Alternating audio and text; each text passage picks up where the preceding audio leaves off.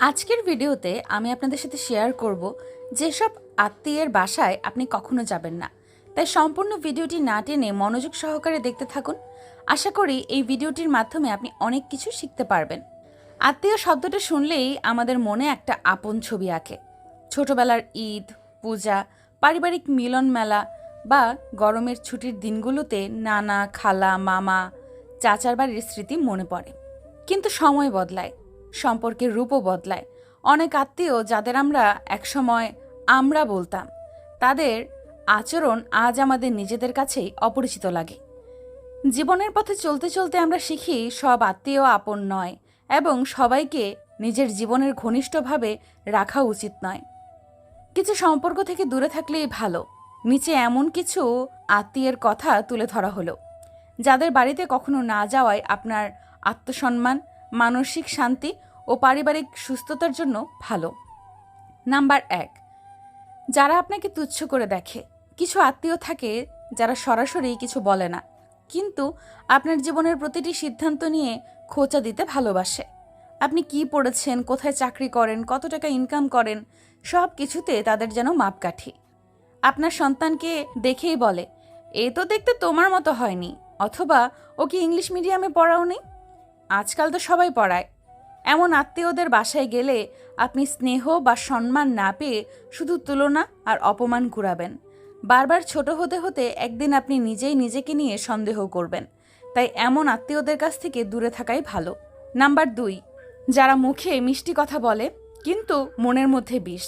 এ ধরনের আত্মীয়রা সামনাসামনি আপনার সাথে খুব ভালো ব্যবহার করবে, হাসি মুখে চা নাস্তা দেবে, আপনার ছেলেমেয়ের মাথায় হাত বুলিয়ে দিয়ে বলবে, বাহ কত বড় হয়েছে। কিন্তু আপনি চলে যাওয়ার পর পাশের ঘরে গিয়ে বলবে, ওরা আসলে খুব চালাক, শুধু নিজেদের স্বার্থ দেখে। এছাড়া আপনার ব্যক্তিগত কথাগুলো ছড়িয়ে দেবে অন্য আত্মীয়দের কাছে। এই মুখোশধারী আত্মীয়রা সম্পর্ককে ভালোবাসার জায়গা থেকে নয়, গসিপ আর প্রভাব খাটানোর অস্ত্র হিসেবে ব্যবহার করে। আপনি যতই খোলামেলা হন, তারা ততই আপনার দুর্বলতা খুঁজে নেবে। এদের বাসা এড়িয়ে যাওয়া মানেই নিজের শান্তি রক্ষা করা। নাম্বার ৩, যারা কেবল প্রয়োজনে আপন। কি খবর, অনেক দিন কোনো দেখা নেই। এই লাইনটা তখনই শুনবেন যখন তাদের টাকার দরকার বা কোনো কাজে সাহায্য লাগবে। এই আত্মীয়রা আপনাকে খোঁজ নেয় না, কিন্তু যখনই কোনো সরকারি কাজ, মেডিকেল অ্যাডমিশন কিংবা চাকরির রেফারেন্স লাগে, তখন আপনি ঘনিষ্ঠ আত্মীয় হয়ে যান। আপনি যদি কখনো না বলতে চান, তাহলে আপনি হঠাৎ করে অভিমানী, অহংকারী হয়ে যাবেন।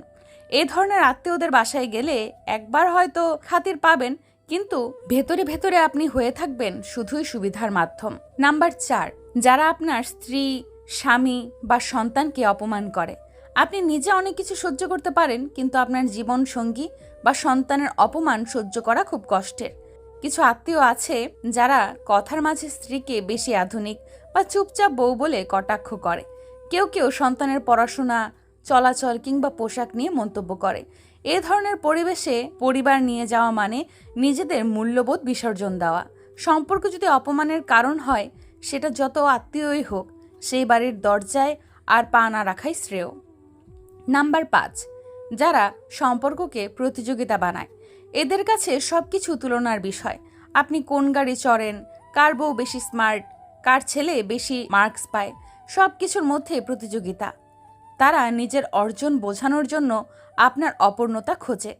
আপনি একদিন তাদের বাসায় গেলে সারাক্ষণ শোনাতে থাকবে, আমার ছেলেটা তো এবার কানাডা যাচ্ছে, আমার মেয়ের বিয়েতে লাখ লাখ টাকা খরচ করেছিলাম, ইত্যাদি। এমন আত্মীয়দের বাড়িতে গেলে আত্মসম্মান কমে যায় আর অযথা হীনমন্যতা তৈরি হয়। নাম্বার ৬, যারা আপনাকে নিয়ে হাসাহাসি করে। আপনার ভাষা, উচ্চারণ, পোশাক, ধর্মীয় চর্চা, এমনকি আপনার শরীর, সব কিছুর ওপর কিছু আত্মীয় রসিকতা করে। কেউ হয়তো বলে, তোর তো এখনো বাচ্চা নেই, আবার কেউ বলে, তুই দিন দিন আলুর মতো মোটা হয়ে গেছিস। এইসব কথার পেছনে অনেক অসম্মান লুকিয়ে থাকে। একটি আত্মীয়র বাড়িতে বারবার এই ধরনের মন্তব্য শুনে শুনে আপনি এক সময় বুঝবেন, ওরা আপনাকে মানুষ না, বিনোদনের বিষয় ভাবে। সেখান থেকে দূরে থাকাই হবে নিজের প্রতি সম্মানের পরিচয়। নাম্বার ৭, যারা অন্যদের সামনে আপনাকে হেয় করে। একটি পারিবারিক অনুষ্ঠানে সবার সামনে আপনার ব্যর্থতা বা ব্যক্তিগত ব্যাপার টেনে এনে আপনাকে ছোট করা হয়। এমন পরিস্থিতি খুবই কষ্টদায়ক। কিছু আত্মীয় আছেন যারা মজা করেই হোক বা ইচ্ছাকৃত সবসময় এমন কথা বলেন যা আপনাকে বাকি সবার সামনে অপ্রস্তুত করে তোলে। এ ধরনের আত্মীয়দের বাসা মানেই মানসিক যন্ত্রণা। আপনি গিয়ে এক কাপ চা খেলেও মনে হবে যেন একটা বিষ খেয়েছেন। নাম্বার 8, যাদের সংসারে শুধু ঝগড়া ও নেতিবাচকতা। কিছু আত্মীয়ের পরিবারে ঢুকলেই টের পাবেন সবাই কারো না কারোর সাথে রেগে আছে। কথা বললেই ঝগড়া, মন্তব্য করলেই অপমান। সেখানে ভালো সময় কাটানো তো দূরের কথা, নিজের অস্তিত্ব নিয়েও কেমন অস্বস্তি লাগে। মন শান্ত রাখতে হলে এমন পরিবেশ থেকে নিজেকে দূরে রাখতে হয়, কারণ মানসিক শান্তি আপনার জীবনের সবচেয়ে বড় সম্পদ। সব আত্মীয়ের বাসা নিজের বাসা নয়। সম্পর্কে আসল সৌন্দর্য হলো সম্মান, ভালোবাসা ও আন্তরিকতা। যেখানে এই তিনটি নেই সেখানে গিয়ে বারবার নিজের আত্মমর্যাদা ক্ষুণ্ণ করার মানে হয় না। জীবন খুব ছোট আর মনের শান্তি অনেক মূল্যবান। যারা আপনাকে বোঝে না, ভালোবাসে না, শুধু রক্তের সম্পর্ক দেখিয়ে কটাক্ষ করে, তাদের বাসায় গিয়ে হাসি দিয়ে সামাজিকতা রক্ষা করার চেয়ে চুপচাপ দূরে থেকে নিজের মান বজায় রাখা অনেক বড় বুদ্ধিমানের কাজ। শেষ কথা, আত্মীয়তার মূল্য থাক, তবে নিজের সম্মান যেন তার চেয়ে ছোট না হয়। যেখানে আপনাকে ছোট করে দেখা হয় সেখানে এক কাপ চা খাওয়ার চেয়ে নিজের ঘরে নিজের মানুষের পাশে বসে নীরব চা খাওয়া অনেক শান্তির।